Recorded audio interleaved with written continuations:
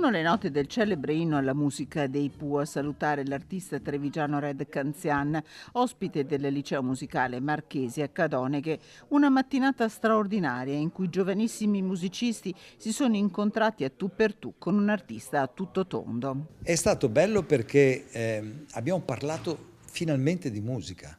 Nessuno ha parlato di televisione, nessuno ha parlato di tutto ciò che è intorno allo spettacolo, no? Questi ragazzi, venendo a fare una scuola come questa, quindi a studiare musica, hanno il concetto del valore della musica.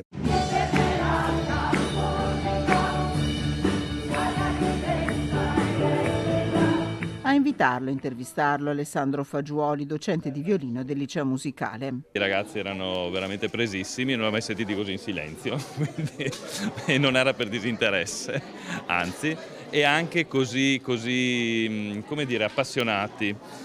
Devo essere sincero, avevo qualche dubbio, perché i Pooh sono, come dire, della generazione più mia, nostra, insomma, un po' più, e invece ho visto proprio appassionatissimi. Ai futuri musicisti Red Canzian ha raccontato come la sua solida formazione di geometra sia stata fondamentale anche per la sua carriera. Un Red Canzian che non ha resistito a fare musica con loro. Sono dei pazzi scatenati.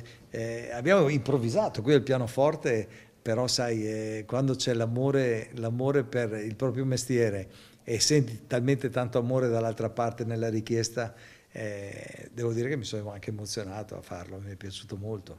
E poi è venuto anche bene.